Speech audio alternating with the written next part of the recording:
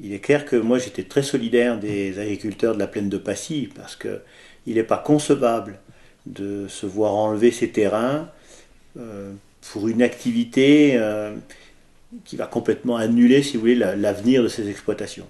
Donc, moi je dis, ils ont eu raison de manifester tel qu'ils l'ont fait, et puis visiblement ça a marché, puisque on nous a demandé, commune de Chamonix, de proposer un certain nombre de choses. Le premier jet nous a fait un petit peu froid dans le dos, parce qu'il y avait des choses complètement dantesques qui étaient prévues sur Chamonix.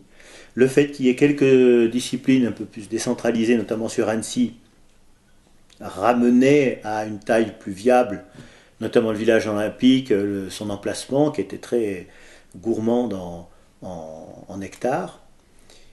Et puis, donc, à la dernière commission, avec toute la clique, Edgar Gros-Piron, le président du conseil général, quand ils sont venus nous solliciter en nous demandant nous avons besoin de vous, j'étais plus ou moins partagé. Je dis oui, peut-être avec les logements, ça va donner un coup d'accélérateur, ça va donner un coup d'accélérateur pour les infrastructures routières, etc. Je dis pourquoi pas, dans la mesure où à la commune, on a dit on ne touche pas aux espaces naturels, on veut des bâtiments, enfin des infrastructures qu'on puisse réutiliser après.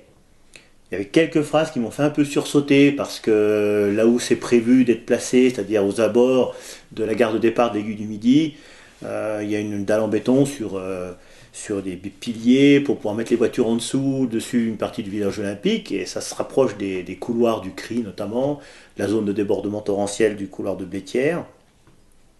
Et il y a une petite phrase là qui m'a fait frémir en disant il faudra qu'on se donne les moyens de sécuriser la zone. Donc là, on commençait à être un petit peu.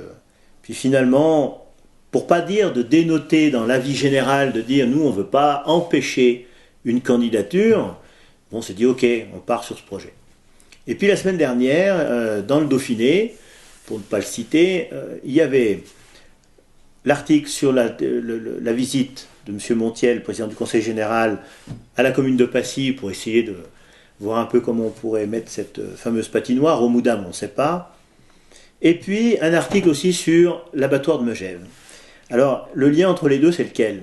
C'est de dire que le pays du Mont Blanc a mis très longtemps pour se mettre d'accord sur un financement pour que cet abattoir à Megève perdure. Il est actuellement fermé. Il est vital pour l'ensemble des agriculteurs du coin. Vous savez que c'est une obligation de faire tuer les animaux en abattoir à partir du moment où il y a une commercialisation à la suite.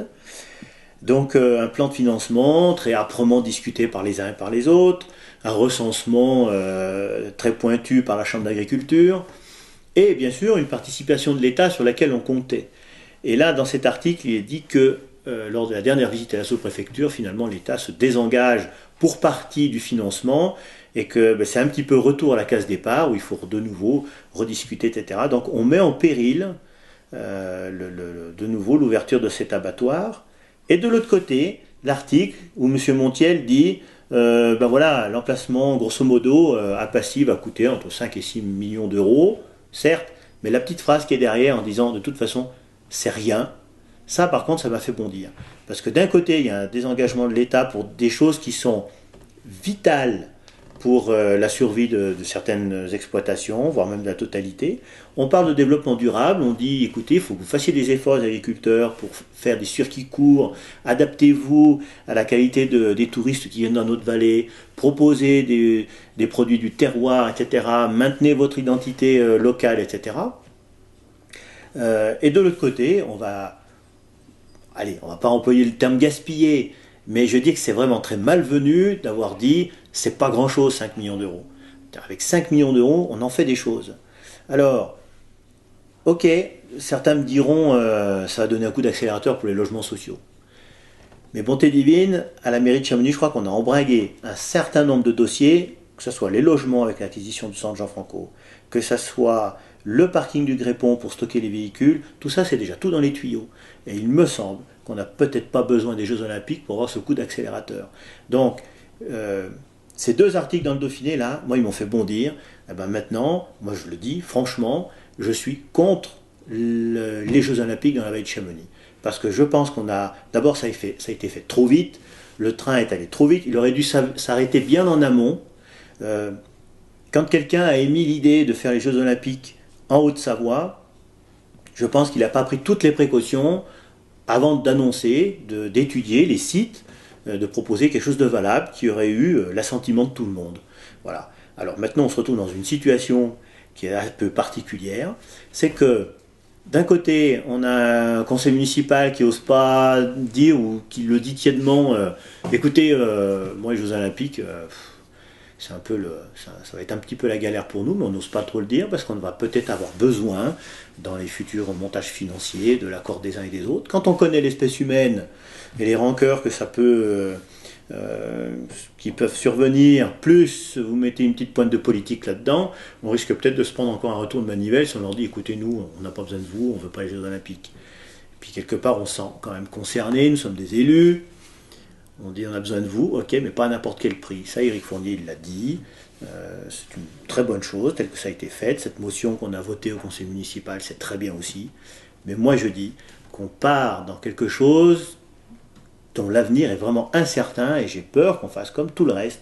On continue à payer et puis et ben qu'on n'ait que des inconvénients d'avoir les Jeux Olympiques, quoi. Donc à l'heure actuelle, moi je dis on est assez grand pour pouvoir développer, et puis comme ça, on garde notre ligne, notre cap. On dit on veut du développement durable à Chamonix, on veut faire de l'écoquartier, etc. Mais les Jeux Olympiques ne doivent pas venir bousculer tout cet état-là. Regardez la piste des planards, à côté d'un couloir d'avalanche, on veut grappiller 50 mètres de dénivelé en plus.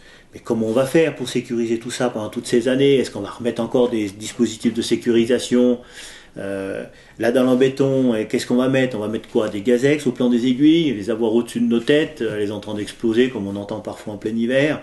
Le torrent de Blétière, on ne sait pas trop. Je pense que là on va partir dans un délire financier monstrueux, et puis au bout du compte, ben, tout le monde va se dire ben, qui paye?